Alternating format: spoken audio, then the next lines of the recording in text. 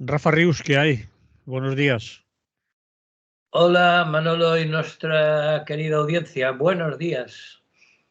Pues vamos a contar cosas. Y Claro, es nuestro oficio. sí, empezamos por la Navidad, la muerte del ex Papa y el laicismo. A ver, cuente usted. Pues nada, que estas navidades las hemos tenido moviditas y nos han dado oportunidad para reclamar una vez más y predicar en el desierto, que dirían los cristianos, sobre el tema del laicismo, ¿no? Es decir, ahora que han pasado un año más los nefastos fastos de las entrañables e hipócritas fiestas navideñas, pues habría que recordar algunas cuestiones que habitualmente se suelen pasar por alto. En primer lugar, aunque últimamente cada vez se oye más, afortunadamente, habría que recordar el origen de estos festejos, ¿no? Su origen es apócrifo, es falso. Es decir, los primitivos cristianos se limitaron, a partir de Constantino, que les dio poder y manga ancha, como sabemos, en el 314, con el Edicto de Milán, los nombró religión oficial del Imperio Romano en el siglo IV a principios, pues se dedicaron a despojar a los romanos de sus fiestas saturnales. Las fiestas saturnales que marcaban la entrada del invierno, del solsticio de invierno, y que eran en honor de Saturno, que era el dios del inframundo y de los muertos, ¿no? Por aquello de la llegada del invierno, que era pues eso, la estación de los muertos, donde los árboles perdían sus hojas y sus frutos, la tierra permanecía en barbecho, en fin. Y que ellos celebraban con orgías y, curiosamente, también con regalos. Era típico ya en aquella época de hacer regalos por estas fechas, ¿no? Y bueno, con eso pues se dedicaban a festejar el solsticio de invierno. Tenía mucho éxito popular y los cristianos, aprovechando que ya solo daban hecho, pues bueno, colocaron en esas fechas de manera aleatoria y gratuita, porque no hay ningún dato histórico que lo avale, el nacimiento de su niño Dios. Un niño que, bueno, pues que según su religión era Dios, pero al mismo tiempo era hombre. Bueno, no intentemos entenderlo porque no se puede. Además, es dogma de fe y se acabó. Y bueno, y si recordamos, era el segundo de la trilogía, después de un señor con larga barba blanca metido dentro de un triángulo que hacía de padre y un Espíritu Santo que hacía de paloma. Bueno, que tenía en la iconografía cristiana, tomaba forma de paloma. Y que hacía, pues, bueno, pues eso, de Espíritu Santo. Y eran tres, pero en el fondo eran solo uno, como el desoxidante ese del 3 en 1 o algo así. Bueno, tampoco se puede entender porque eso del 3 en 1 también es dogma. El caso es que una vez usurpado a los romanos este festejo del solsticio de invierno, pues se dedicaron a adornarlo con todo tipo de insensateces mitológicas. Eso sí, ojo, todas protagonizadas por hombres, tanto los dioses como los apóstoles, no había apóstolas, y solo aparecen dos mujeres y en sus dos papeles más tradicionales, que era María, que hacía de madre, eso sí, virgen, también es otro misterio, dogma de fe, que salga sin romper el himen, bueno, misterios tiene la vida. Y Magdalena, que hacía de prostituta, que es el otro papel reservado a la mujer, que aparte del de madre. Eso sí, prostituta arrepentida y, bueno, dicen que novia de Jesucristo, en fin, esas cosas. Bueno, pues una vez montado el tinglao, llega así hasta nuestros días con algunas variantes. Por ejemplo, en los países nórdicos y anglosajones aparece un personaje que nadie sabe muy bien qué pinta en todo esto y que parece que procede de las heladas regiones del Polo Norte y que aparece, pues eso, para celebrar el nacimiento de Jesucristo. Y después, con una semana de retraso, porque parece ser que traían los camellos agotados, aparecen tres reyes con regalos para el niño. Y el primero de ellos, por supuesto, es oro, para que nos fuéramos dando cuenta de que iba la cosa en la Iglesia Católica. En fin, el caso es que cualquier significado religioso en nuestros días brilla por su ausencia y en cambio pues reina en todo su esplendor la orgía comercial de compras, hiperconsumo de objetos que en su mayoría, bueno, son más que prescindibles. Y por si todo ello fuera poco, este año hemos tenido y que ha venido a sumarse a la fiesta las ceremonias celebradas por la muerte del expapa, el famoso Benedicto XV Palito, que recordamos de su visita a Valencia. Bueno, pues esta muerte, ya también con 90 y tantos años, ha sido un acontecimiento de crucial importancia en el devenir del mundo y del que han dado cumplida y excesiva cuenta todas las televisiones y en especial, cosa curiosa, las públicas. ¿No decía la Constitución que España era un Estado aconfesional? Pues toma. ¿Y dónde queda el laicismo que tantas personas no creyentes, e incluso creyentes, llevamos tantos años demandando? ¿Y por qué tenemos que pagarle con dinero público y publicitar a la Iglesia sus celebraciones? Pues bueno, la respuesta, como dice el cómico, es hoy no, mañana. Y ahí nos hemos quedado. Simplemente recordarlo una vez más, ahora que ya han acabado los festejos, y denunciar una vez más la utilización y la manipulación que hace la Iglesia Católica de este tipo de celebraciones y, por supuesto, los comerciantes de todo tipo que hacen su agosto en pleno diciembre. Pero bueno. Bien, pues... ¿Tú qué tal, Manolo? ¿Las has pasado bien? ¿Has comprado muchas cosas? Pues como mucha gente, bien y mal a la vez. Es decir, ya sabes que cansan mucho estas fiestas de obligado cumplimiento, quizás muchas de las tradiciones que también que conllevan. Las hemos pasado y ya han pasado un año más y el año que viene otra vez, si estamos por aquí, claro. Sí, otra vez, y que quien quiera celebrar, que las celebre, pero que no tengamos que aguantar, sobre todo, curiosamente, aparte de las emisoras de la conferencia episcopal y similares, que en las públicas, la 1 y la 2, tengamos que aguantar todos los fastos de la misa del gallo, la de la gallina y, en fin, todas las celebraciones navideñas que, como digo, este año se han venido a sumar las del fallecimiento de Benedicto XVI, con lo cual hemos tenido religión por un tubo pagada por todos y bueno, y menos mal que tenemos ese maravilloso invento del mando a distancia, ¿no?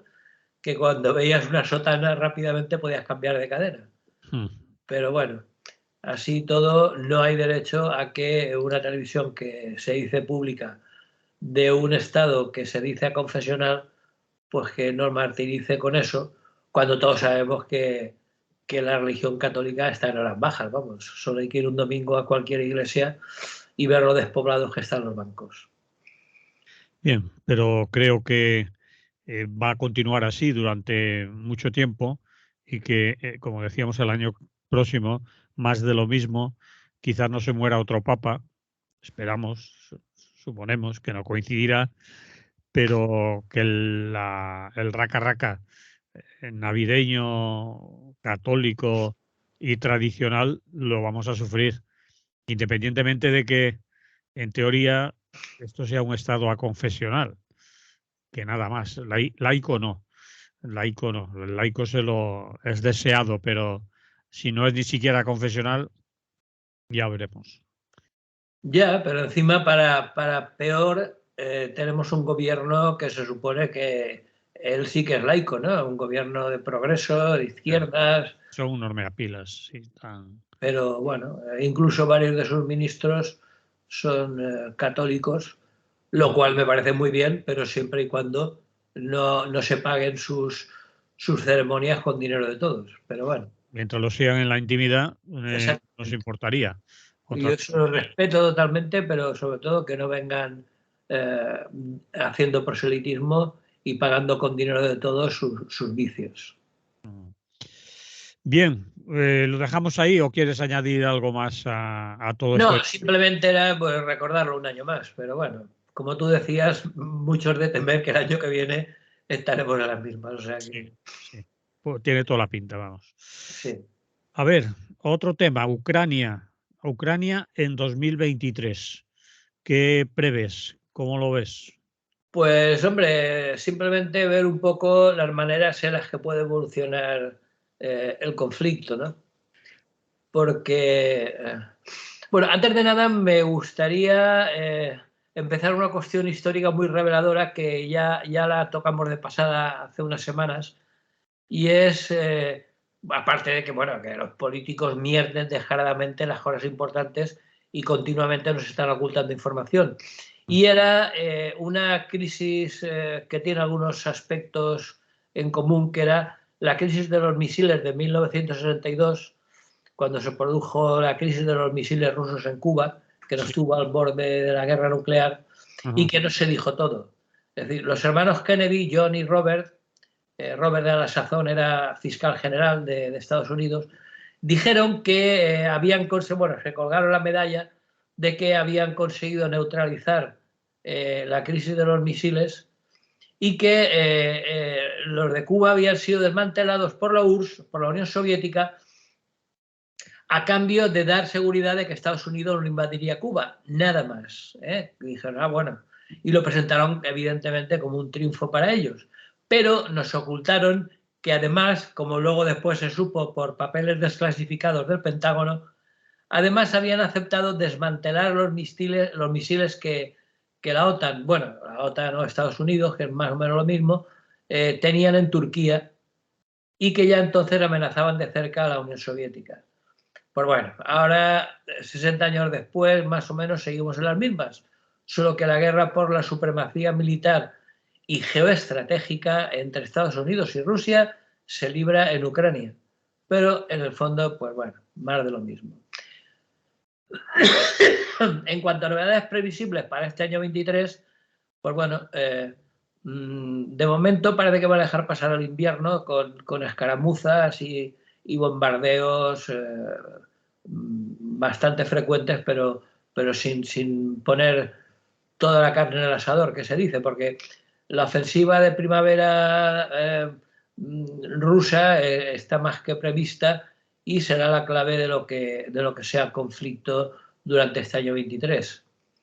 Porque, bueno, sabemos de sobra que aquellos que buscan invadir otro país en cualquier parte de las grandes estepas euroasiáticas, pues están obligados a pasar el invierno allí, porque allí en invierno no hay quien avance ni quien se mueva y es todo muy complicado.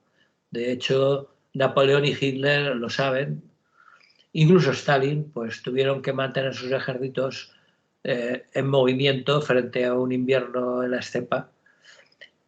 Y ahora, encima, con su invasión retrocediendo sobre el terreno por parte de Putin, o del ejército de Putin, pues está trincherando sus fuerzas durante el invierno, y todos los analistas dicen que está a la espera de una nueva ofensiva rusa en primavera. Y el factor determinante de la guerra, pues parece ser que será cómo se le dé la ofensiva de primavera en Rusia, de Rusia, sobre todo en la región del Donbass. Putin ya ha admitido que alrededor de 50.000 soldados de las tropas recién movilizadas, y que, como sabemos, han causado importantes disturbios en Rusia, pues ya están en el frente. Y los otros 250.000 de los recién movilizados ya se están entrenando para la próxima primavera. Con lo cual, pues no hay final de la guerra a la vista, vamos, está la cosa más que complicada, porque primero Putin se ha equivocado, y eso todos los analistas lo dicen, porque esperaba la aceptación pasiva de Ucrania sin una participación significativa de otros países, y ahí tuvo un error de cálculo muy importante, y ese error de cálculo ha llevado a lo que era una blitzkrieg, que dicen los analistas militares, es decir, una guerra relámpago, pues lo ha llevado a un conflicto que, como vemos, está siendo muy prolongado y aparentemente sin final a la vista. Entonces, bueno, durante el invierno, como digo, pues los ataques rusos seguirán bombardeando la infraestructura ucraniana, sobre todo energética, pero también a las ciudades con víctimas civiles, vamos, tampoco se van a cortar. Intentando, pues eso, quebrar la moral y la resistencia de una población que ya de por sí, después de un año de guerra, pues está totalmente destrozada, vamos. Pero lo que tampoco se esperaban es que la resiliencia ucraniana, es decir, su capacidad de aguante y sufrimiento frente a lo que se les viene encima, pues está siendo muy notable, ¿no? Es de esperar que se sigan manteniendo firmes y la guerra, entre tanto, pues bueno, sigue y seguirá. Y bueno, el problema es que las perspectivas de negociación son bastante sombrías, porque para un acuerdo, para un posible acuerdo de paz, pues las demandas importantes de al menos uno de los lados deberían cambiar algo y no hay evidencia de que esto vaya a suceder, ni ha sucedido ni parece que vaya a suceder a corto plazo, ¿no? Porque por un lado Ucrania y la OTAN no aceptarían, de momento siguen no aceptando ningún otro resultado que la derrota rusa y la retirada de sus tropas de Ucrania. Y Putin, por supuesto, eso ni se lo plantea. Con lo cual, las negociaciones se presentan complicadas porque, como sabemos de sobra, pues es obvio que cualquier negociación está basada en concesiones por ambas partes. Si ninguna de las dos partes está dispuesta a hacer concesiones, pues bueno, pues cualquier atisbo de negociación se presenta complicado. Así que bueno, pues las cosas se moverán más lentamente durante el invierno. Parece ser que de momento las fuerzas de Ucrania están en mejores condiciones que las de Rusia, debido a, entre otras cosas, a gran cantidad de equipo de invierno procedente de países europeos como el Reino Unido, Alemania, incluso del otro lado del Atlántico, de Canadá. Y para enero Ucrania podía estar en condiciones de comenzar la fase final de la campaña de liberación de Crimea. ¿Crimea? Con lo cual, dime. ¿Crimea, dices? Sí, parece ser que el objetivo militar próximo, bueno, uno de los objetivos, aparte de la región del Donbass para el ejército ucraniano, es liberar Crimea. O sea que, bueno, para 2023 pues hay que esperar más de lo mismo. Es decir, porque más de la mitad de las 300.000 tropas rusas movilizadas ya se encuentran en la zona de combate. El resto, junto con las fuerzas que se han reagrupado tras la retirada de Jersón, pues le dan a los rusos la oportunidad de lanzar una ofensiva que, como digo, no creo que la hagan en pleno invierno y que la están ya preparando para la primavera. Así que, bueno, de momento es más que improbable un gran avance ruso en la zona. Continuarán, según todas las fuentes, las tácticas actuales. Rusia continuará apuntando a la infraestructura energética ucraniana y, bueno, y otros ataques a la retaguardia, una especie de guerra de desgaste. Y, bueno, los ucranianos se dirigirán hacia el sur, hacia el Mar Negro, Melitopol y Berdiansk, con el objetivo de cortar, como digo, el corredor de Rusia hacia Crimea, ¿no? Bueno, el problema es que, como digo, la guerra en Ucrania tiene muy mala pinta y ninguna posibilidad de negociaciones se divisa en el horizonte. Esa es la triste panorámica ahora al comienzo del año 23. Bien, de acuerdo, Rafa, no tengo nada que decir porque tiene toda la pinta de lo que tú has contado, lo que va a pasar.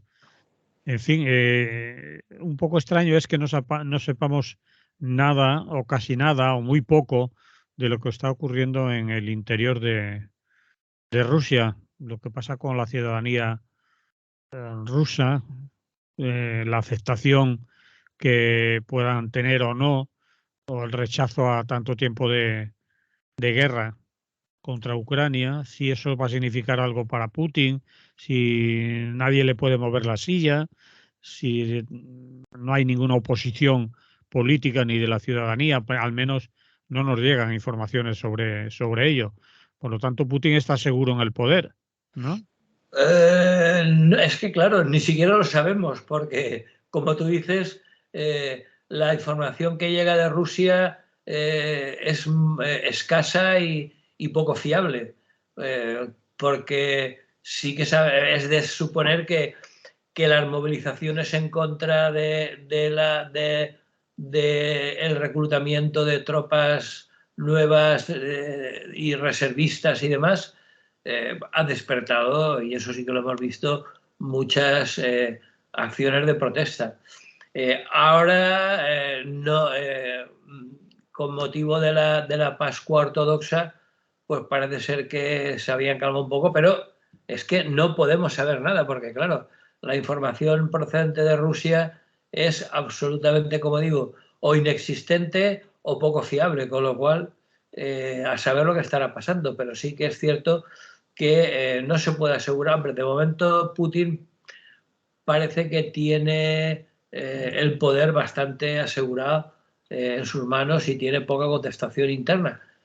Pero yo ya he leído alguna información de algunos medios occidentales fiables en las que ya están diciendo que empieza a surgir cierto clima de contra Putin, ¿no? Porque al fin y al cabo, desde el punto de vista militar, este año de guerra tiene mucho más en la balanza negativa que positiva para Rusia. De hecho, últimamente incluso han sufrido derrotas en la región del Donbass y han tenido que retroceder. O sea que algo de oposición interna tiene que haber. Ahora, que nos enteremos de ello y de cómo va, pues eso ya es más difícil. Porque además deben estar llegando pues cadáveres, ¿no? Gente, y eso se tiene que transmitir, aunque los medios de comunicación sean lo más opacos posibles, eso boca a oído en la gente en la calle, se debe de comunicar entre las familias, los vecinos, tiene que haber información, porque está muriendo mucha gente. Sí, sí, se habla de miles de víctimas rusas y de numerosos prisioneros, pero sobre todo la retirada que han hecho últimamente.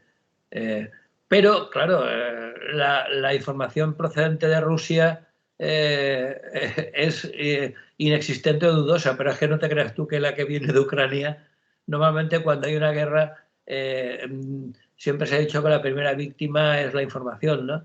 Es decir, tampoco es que sea muy fiable las cifras de víctimas rusas que nos proporciona el ejército ucraniano, ¿no? O sea que, en principio, lo que sí que es evidente es que, como cualquier guerra, los principales perjudicados son los de siempre, ¿no? Es decir, los civiles, el pueblo que vive de una manera trágica esas circunstancias, los que han elegido quedarse están en una situación muy complicada, sobre todo con la llegada de un invierno que en Ucrania es muy duro y que, bueno, en muchos casos, como digo, los bombardeos rusos van dirigidos a centrales eléctricas y otras infraestructuras energéticas, con lo cual, en muchos casos, sin calefacción, sin luz eléctrica, en fin, se les presenta a la gente de a pie, se les presenta un invierno muy duro. Eso es lo único que podemos saber con seguridad, ¿no? Bien, pues lo dejamos aquí. Nos quedamos a la espera de lo que vayamos viendo y leyendo en medios de comunicación, lo más fiables posibles que podamos encontrar. Y mientras eso nos llega, vamos con otra cosa. Te vas a El Salvador y dices que El Salvador, un estado de excepción. Primero, ¿por qué te vas a El Salvador? ¿Te fijas en El Salvador ahora? Te podría haber fijado en Brasil o en, yo qué sé, o en Perú. Pues principalmente por una razón muy simple, y es que de Brasil se ha hablado mucho y bien, Hoy he estado escuchando al compañero Emili Corta-Bitarte y ha hecho un resumen muy apropiado de la situación de Brasil, ¿no? Y bueno, y se habla mucho de Brasil desde muchas perspectivas, ¿no? Y en cambio, el pequeño estado de El Salvador, en América Central, pues nadie habla.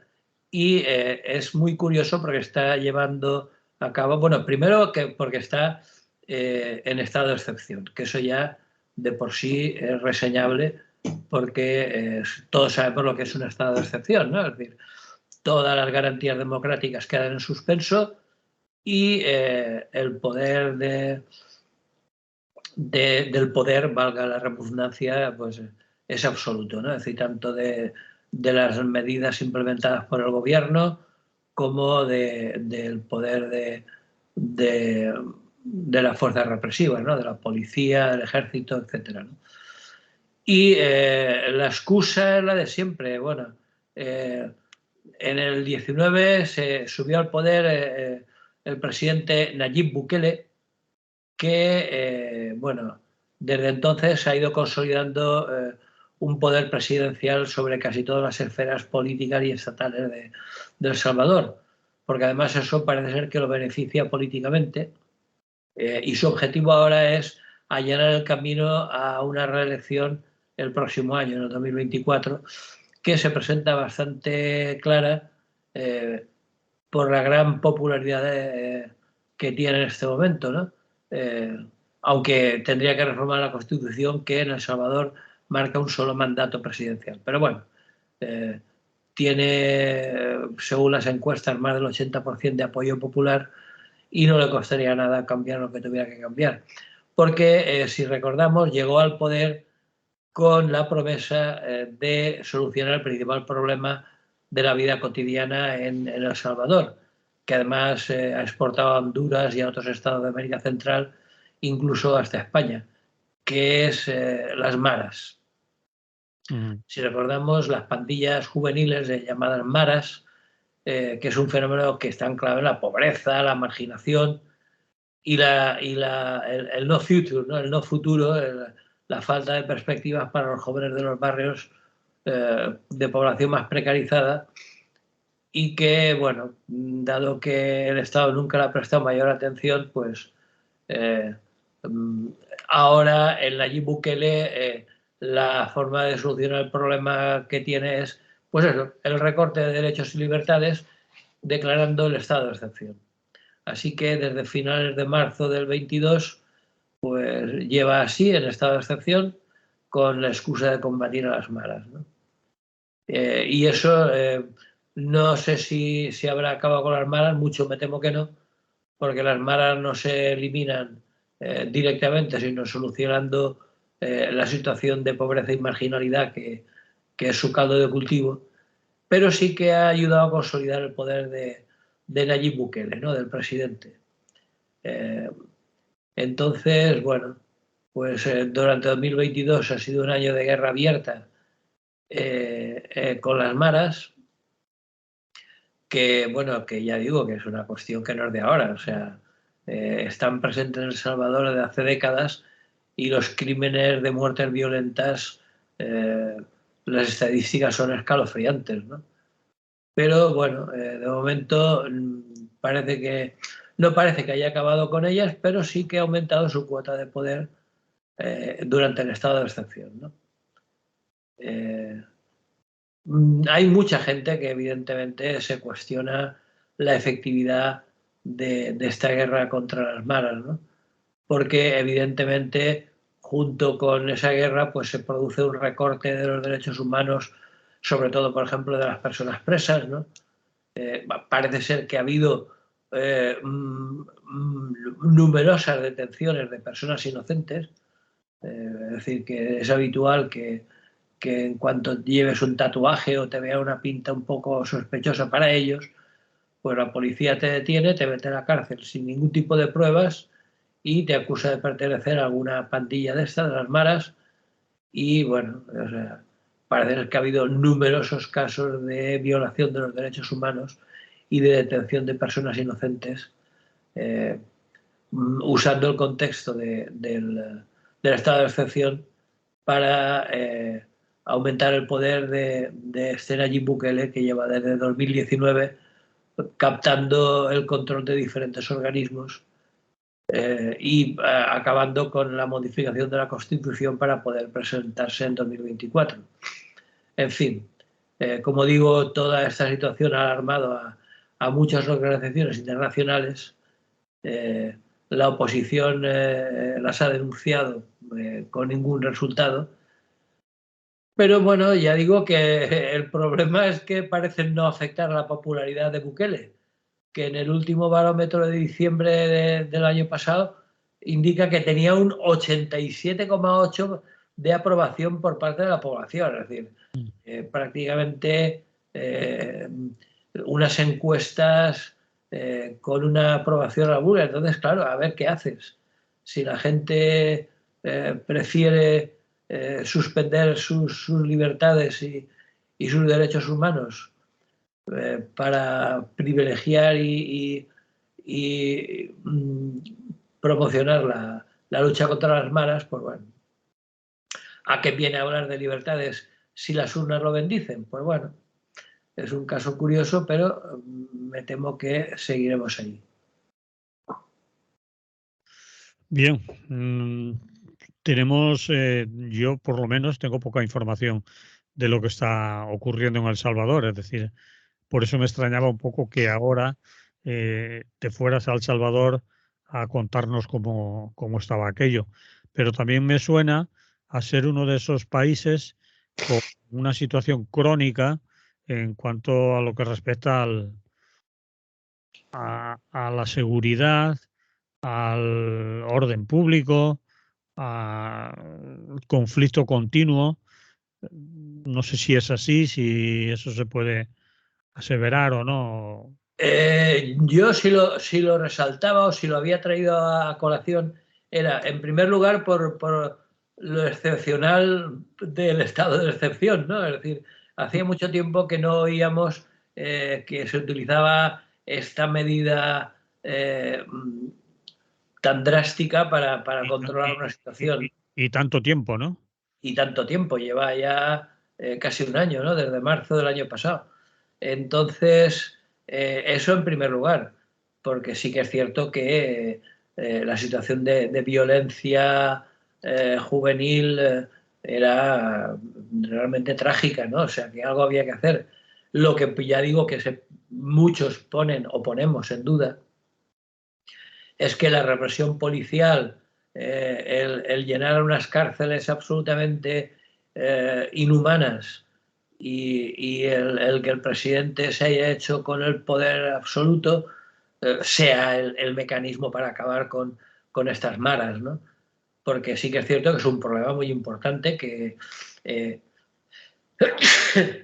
ha exportado a otros países de la zona y que incluso en España hemos visto muchas noticias, sobre todo en las grandes ciudades, en Barcelona y sobre todo en Madrid, donde hay numerosos episodios de violencia protagonizados por estos grupos de jóvenes, ¿no?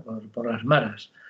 Entonces, bueno, el problema es el que he dicho antes, que esto que nos sirva para poner el dedo sobre la llaga, que no es otra que la situación de absoluto desamparo de la gente joven en estos países, incluso en España, donde, bueno, las cifras de paro son terribles, no hay ningún tipo de perspectivas de futuro, no hay ningún tipo de perspectivas de integrarse socialmente de una manera normalizada, digamos, y por lo tanto es más que lógico que surjan este tipo de grupos de jóvenes, ¿no? Entonces, bueno, es más que dudoso que la represión y el estado de excepción sea la herramienta más adecuada, pero en fin, el señor Bukele sabrá lo que se hace. Muy bien, pues ahí lo vamos a dejar. Vamos a terminar con un tema de aquí de casa. Perspectivas del año electoral en España, que no es poco, porque va a ser un año duro, continuo. Ya estamos en... Sí, yo estoy emocionado. Ya sabes que a mí las elecciones me emocionan Sí, hondamente. sí. Bueno, pues este año para las personas aficionadas a votar lo tienen completito. Municipales, autonómicas, generales y europeas. ¿Quién da más? Mm. ¿Eh? Entonces, si te parece, vamos a dar un pequeño repaso a los principales escenarios electorales y a ver qué podemos decir de cada uno de ellos, ¿no? Pues vamos. Las elecciones municipales, las próximas, serán el 28 de mayo de este año 2023. Por supuesto, 4 años después de las anteriores, que fueron en mayo del 19. Y las elecciones municipales coincidirán, por aquello de ahorrar papeletas y horario laboral, con las autonómicas de las distintas comunidades, excepto las históricas, claro, excepto Cataluña, País Vasco, Galicia y Andalucía. Bueno, pues el resto de las 17 comunidades este 26 de mayo tendrán también elecciones autonómicas. Entonces vamos a ver un poco, sobre todo viendo por cuestiones de proximidad. Por lo que se refiere a las municipales en la ciudad de Valencia, a ver cómo lo ves tú, pero yo lo veo que el futuro de la actual coalición de gobierno, que como recordamos mantiene Compromís como grupo mayoritario y el PSOE con un alcalde de Compromís, pues yo lo veo que se presenta incierto, es decir, porque evidentemente la oposición de derechas ha seguido explotando primero los temas de siempre, como el idioma, el anticatalanismo, el regne de Valencia, etcétera, y luego toda la cuestión de símbolos, ¿no? Las banderas y todo eso. Y a eso se unen pues, otras circunstancias más recientes, como el caso Mónica Oltra, que a los carroñeros les viene de perlas para seguir echando basura sin preocuparse demasiado por su veracidad, ¿no? Por si es verdad o no. Entonces, bueno, esas son las herramientas de siempre y tal como se presenta la situación, pues mi opinión es que el futuro de la actual coalición municipal de Compromís y PSOE es más bien incierto, ¿no? No sé cómo lo ves, pero yo... ¿Incierto qué quiere decir? ¿Que no va a gobernar otra vez una...? Que no está claro, porque si ganan será por unas decimillas, ¿no? Es decir, todos sabemos que desde hace mucho tiempo, incluido, bueno, quizá excepto en alguna ocasión con la señora Rita Barberá, que como sabemos era una populista de prestigio y que iba por los mercados y se ganaba los votos y tal, pero normalmente siempre han sido muy ajustadas, es decir, siempre las derechas o las izquierdas han ganado por un solo concejal. Está claro que en el caso de las derechas, si Vox saca algún concejal, pues ahí no hay ni que decir que obligará al PP a admitirlo en el gobierno del ayuntamiento, y en el caso de las izquierdas o de las llamadas izquierdas, pues lo único que puede producirse es un cambio en el liderazgo y que el PSOE, que sabemos que es un partido consolidado y que tiene votantes fijos, ¿no? Que asegurados casi, pues que quede primero. Y Compromís, que no está pasando por sus mejores momentos, porque como sabemos es una coalición en la que los partidos que la integran están teniendo ciertos problemas a la hora de llevarse bien y de elegir compromisarios y candidatos y demás, pues bueno, no está muy claro que, a no ser por lo de siempre, porque me imagino que la bandera de la campaña electoral para la izquierda será la de siempre. Eh, Ojo que viene la derechona, y bueno, y es un argumento que ya está muy gastado, porque además de luchar contra eso, tendrían que decir qué pretenden hacer y por qué no han hecho lo que habían dicho que harían en su momento, en la anterior campaña electoral. Por ejemplo, porque se permite, teniendo pisos por rehabilitar, que hayan cerca de 1000 personas en las calles de Valencia, porque han dado la callada por respuesta y no han intentado nada con el tema de la ampliación del puerto, etcétera, etcétera. Es decir, hay problemas sociales muy importantes en la ciudad que no se han abordado desde la izquierda como muchos esperábamos, ¿no?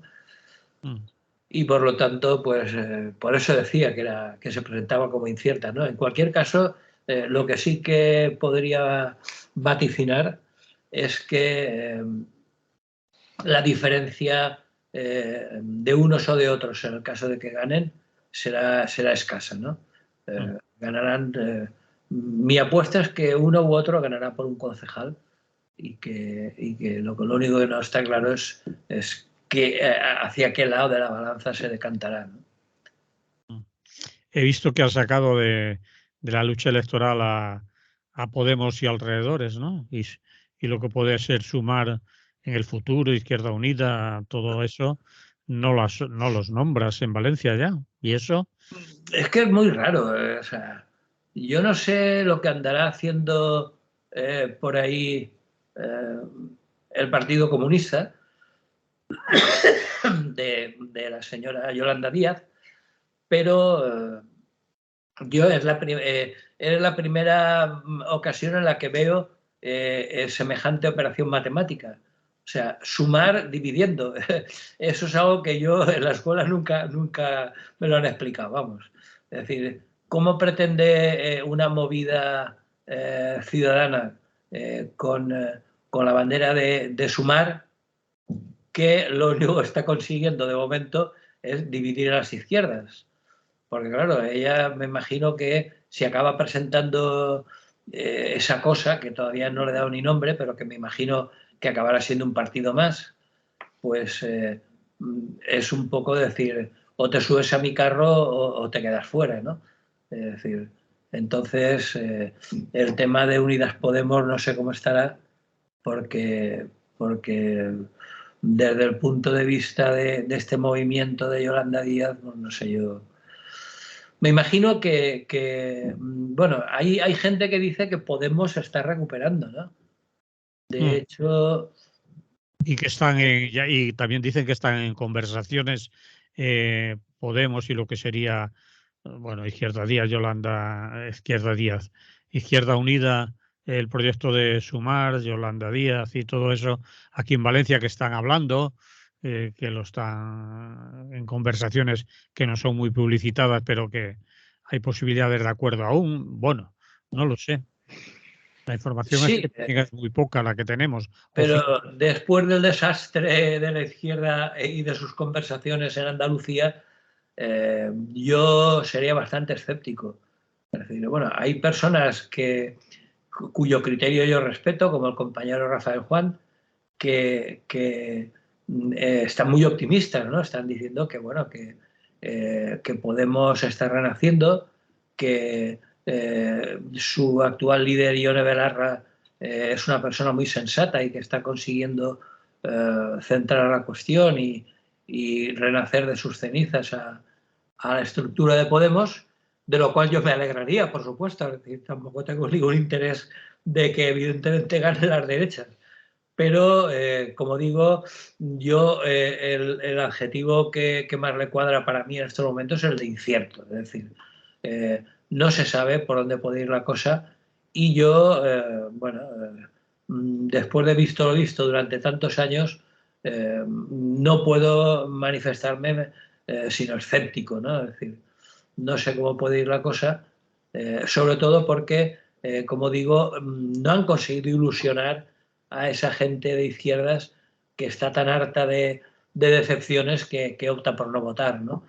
Entonces, para ilusionar a esa gente, porque es evidente que cuanto más porcentaje de votantes, digamos que las abstenciones, la mayoría, o son de pasotas o son de izquierdas, es decir, de derechas hay poca gente que se abstenga, pues realmente la única oportunidad es conquistar a esas personas, ilusionar a esas personas que tal como ven las cosas se van a abstener porque están hartos de que les tomen el pelo, y que acudan a votar. Pero ya digo que eso no está nada claro, ¿no? Sobre todo porque no se ve ningún proyecto realmente ilusionante. Sí que es cierto que han hecho cosas, que la ciudad de Valencia, bueno, ha cambiado bastante, sobre todo desde el punto de vista de la movilidad, ¿no? Del tráfico. Se han creado numerosas zonas peatonales, numerosos carriles bici. Las zonas peatonales tampoco es que sean muy verdes, hay mucho cemento, pero bueno, nadie es perfecto. Pero luego hay cuestiones muy candentes que la gente no lo tiene nada claro, ¿no? Es decir, entonces, pues no sé, tendrían que hacer un esfuerzo muy grande, veremos cómo plantean la campaña electoral, pero tendrían que hacer un esfuerzo muy grande para conseguir ilusionar a la gente en el sentido de que realmente las cosas van a cambiar, ¿no? Bien, pues a esperar. Y bueno, estabas en lo municipal. Sí, vamos a las autonómicas, si te parece. Vale. En el País Valencià, otro que tampoco que está muy claro cómo va a acabar la cuestión es el llamado Pacte del Botànic, ¿no? Que tampoco tiene muy clara su victoria. De una parte, por la incógnita de, como tú comentabas hace un momento, de la izquierda del PSOE, con un Compromís que, como digo, no pasa por sus mejores momentos, y una Unidas Podemos que está a expensas de ver lo que suma esta iniciativa de Yolanda Díaz con su curiosa operación matemática de sumar dividiendo, ¿no? Pero bueno, también contiene numerosas incógnitas que lo único que podemos es esperar que la campaña electoral vaya desvelando, ¿no? Entonces, bueno, pues como digo, el 28 de mayo, coincidiendo con los comicios municipales, elegirán sus parlamentos autonómicos, pues Aragón, Asturias, Baleares, Canarias, Cantabria, etc. Y, por supuesto, el País Valenciano. Después están las europeas, que, tendrán lugar en España en mayo del 24, 5 años después de las anteriores. Pero eso ya no nos pilla este año, Rafa. No, ese ya son un poco fuera de plazo, pero bueno, son las primeras tras confirmarse el Brexit y también son una incógnita, sobre todo porque se producen en un contexto de devaluación de la idea europea después de los últimos escándalos de los lobbies sobornadores y de las desobediencias de dictadores democráticos como los gobiernos de Polonia o de Hungría, ¿no? Entonces, bueno, están bastante también un poco inciertas. Y lo que mayor expectación despierta son las próximas elecciones generales, que no tienen todavía fecha exacta, pero como muy tarde habrían de celebrarse hacia el 10 de diciembre, ¿no?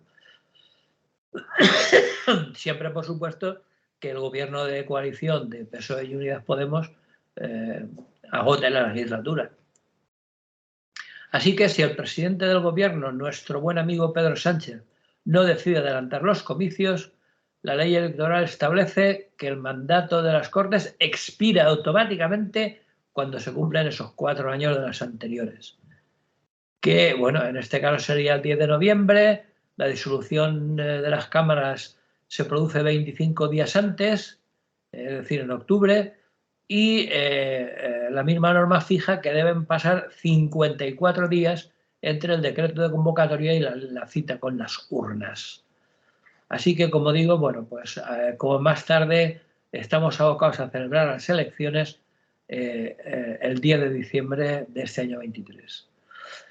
Bueno, pues la situación está bastante también complicada. Es decir, eso es, lo que caracteriza el año electoral es la incertidumbre en todas los ambientes, ¿no? Tanto municipal como autonómico como estatal. Porque Feijóo quiere ganar para gobernar en solitario, ya lo ha declarado en diversas ocasiones. Pero de momento ya se conformará con gobernar con Vox, en lo que supondría el primer gobierno de extrema derecha desde que existe la Constitución, ¿no? De momento, todas las encuestas, excepto la del INE, claro, la del Instituto Nacional de Estadística, pues así lo indican, pero no deberíamos olvidar, o no deberían los compañeros del PP olvidar, que Pedro Sánchez ya ha resucitado varias veces después de haberlo dado por muerto, con lo cual que no se confíen mucho que apoyado en temas macroeconómicos y en ayudas europeas que aunque no han llegado en la medida que esperábamos, pero bueno, siempre es una baza, pues soslayando los temas más peliagudos como un paro que sigue estando por encima de los demás países europeos y una situación social que no es precisamente boyante, pues intentará revalidarlo. Feijóo, si es que al final es el candidato que se presenta, dependerá de lo que la señora Díaz Ayuso decida al final, pues lo que intenta es convencer a la gente de que esa derechita cobarde que dicen los de Vox debería gobernar en solitario. Yo personalmente en persona lo veo bastante complicado. Así que de momento o seguimos con Pedro Sánchez, que por cierto, y eso hay que reconocérselo dentro de su actividad política, y yo no soy ningún fan, ni mucho menos, pero ha conseguido concitar una mayoría parlamentaria que le está augurando una legislatura bastante tranquila, es decir, aparte del pacto con Unidas Podemos, incumplido en numerosas ocasiones, pero que sigue contando con su apoyo, pues el apoyo de los nacionalistas de izquierdas como Bildu y Esquerra Republicana lo tiene más que asegurado. Con lo cual, a pesar de la insistencia de las derechas de que es inaudito, a pesar de que sigan sacando a pasear el fantasma de la ETA a estas alturas, después de más de una década en que ya no existen, pues yo creo que la mayoría de coalición, tanto en el gobierno como en apoyos parlamentarios, la tiene asegurada. Entonces, bueno, pues es imprevisible lo que puede pasar. Pero de momento, lo único que tengo claro, o que por lo menos apuesto por ello, es que Feijóo no va a gobernar en solitario. Pero, bueno, como dice Pedro Navaja, sorpresa, la vida te da sorpresas, sorpresas te da la vida. Entonces, nunca he de descartar nada. Bien. No sé cómo lo ves tú, pero yo creo que yo por lo menos lo veo así. Dudo que yo por la izquierda, si, como decías, Pedro Sánchez ha logrado aglutinar alrededor del PSOE o en apoyo al PSOE, unos en coalición, otros de investidura, otros apoyando determinadas leyes, a la izquierda que está a su izquierda, valga la redundancia, pues es interesante para mucha gente de la que vota, que ve como o gobernando Perdona, Manolo, incluso de la que no vota. incluso de la que no vota o apoyándose, ve que al fin en el Parlamento las izquierdas van todas a una, sean estas nacionalistas más radicales, menos radicales, independentistas o no, pero que están ahí. Quizás echaríamos a faltar al BNG, que no se ha significado demasiado, aunque sí que ha apoyado determinadas leyes y propuestas del gobierno, pues estarían prácticamente todos, unos Sí, cada uno. Compromís también, claro. ¿Eh? Compromís también. También, Compromís también. Es decir, Compromís está ahí, que unas veces está como, bueno, no sabemos si se van a presentar como Compromís a las elecciones generales o van a ir con eso de Más País y lo de Íñigo Errejón, que se andan haciendo cariñitos continuamente, ¿no? Entonces siempre estamos con la sorpresa de última hora, a ver si sí o si no, porque intentan disimularlo o no dar tampoco, aparte de no dar pasos en falso, no dar muchas pistas de cuál va a ser la opción definitiva. Pero en fin, quería decir que el hecho de que Sánchez gobiernen eso que llaman gobierno Frankenstein o coalición Frankenstein y la derecha les acuse muchas veces de gobernar con los nacionalistas, con los que quieren romper España, hay una parte de la izquierda que le gusta ver eso, que está contenta con, independientemente. Hay que reconocer que Sánchez es un buen negociador en ese sentido, es decir, ha conseguido vender la moto a todas las fuerzas nacionalistas y menos nacionalistas que hay a su izquierda. Es decir, y eso, desde mi punto de vista y tal como está la izquierda, tiene mérito. Eso hay que reconocérselo. Incluso, Rafa, tener al PNV de parte del Partido Socialista, porque el PNV unas veces ha estado con la derecha, es decir, con el Partido Popular, y otras veces ha estado con el PSOE, según les convenga, saben trabajar muy bien en ese sentido. Pero quizás por las posiciones extremadamente derechonas del Partido Popular y su coalición y su amistad con Vox, el PNV no se siente muy cómodo en el otro bando, ¿no? Y está ahí también en el bando del gobierno del PSOE, ¿no? Porque hay que recordar que el PNV también ha apoyado en muchas ocasiones al Partido Socialista en Madrid. Bien. Hombre, es que lo que define la política del PNV desde la Constitución prácticamente es su carácter pragmático. Es decir, ellos no se casan con nadie, ellos votan a quien coyunturalmente le interesa en cada momento, ¿no? Y por lo tanto, bueno, pues han apoyado a Aznar, se han unido con Pujol, en fin, han hecho lo que ha hecho falta para defender los intereses que ellos consideraban que beneficiaban a Euskadi, ¿no? Y en ese sentido, pues claro que apoyarán. Por eso digo que independientemente de cuestiones ideológicas, el señor Sánchez ha conseguido algo que desde mi punto de vista es muy difícil de conseguir, que es unir todas esas sensibilidades de más o menos izquierdas. Claro, otra cosa es para qué. Es decir, dicho de otra manera, lo que van a hacer con esa mayoría, si es que la consiguen. Porque, bueno, yo tendría muchísimas críticas que hacer a lo que han hecho desde que están en el gobierno. Y lo que se han dejado de hacer y lo que está pendiente. Y sobre todo lo que han incumplido, lo que han dejado de hacer. Es decir, bueno, yo creo que lo hemos repetido muchas veces hasta la saciedad.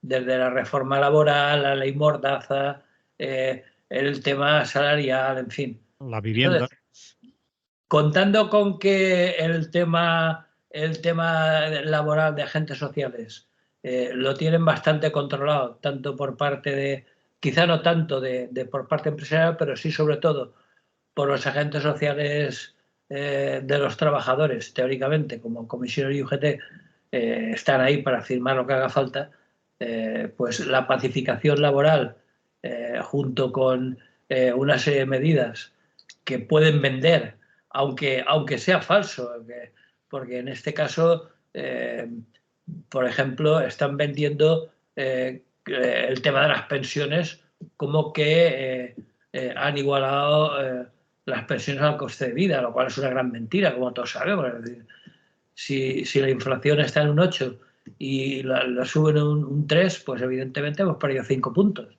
Pero bueno, lo venden como que hacen un gran esfuerzo. Pero las pensiones, vamos a ser serios, las pensiones las van a subir un 8, es decir, en este caso lo que no están subiendo un 8 son los convenios.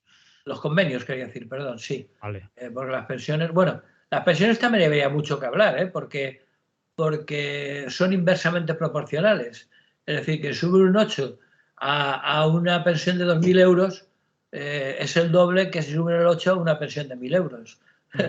Entonces tendría que ser inversamente proporcional. Es decir, subir el doble a los de 1.000 que a los de 2.000. Pero bueno, aparte de eso, lo de los convenios es evidente que, bueno, vender como un triunfo que firman los agentes sociales la mitad de subida salarial de lo que ha subido la inflación, pues es una pérdida adquisitiva muy importante. Pero bueno, como digo, para mí Pedro Sánchez, su principal cualidad es que es un buen comercial y que sabe vender su producto, sea el que sea, cosa que a mí particularmente no me convence especialmente su producto, como he comentado en diversas ocasiones, pero lo que sí que reconozco y es de justicia es que sea el que sea lo vende bien. Y en ese sentido todavía hay esperanzas de que, aparte de que de aquí a final de año, queda un año prácticamente, y pueden pasar muchas cosas, pero no es de descartar una nueva victoria de la coalición de gobierno actual, ¿no? Bien, pues lo vamos a dejar aquí, ¿vale, Muy Rafa? bien. Ale, cuídate, que te veo Sí, me veo debido bastante respiratorio. congestionado. Sí, Hombre, había pasado el invierno hasta ahora sin ningún resfriado, pues ya era hora de que me apuntara también. bueno, que haya salud, que vaya bien, hasta la próxima. Exactamente. Salud. Salud.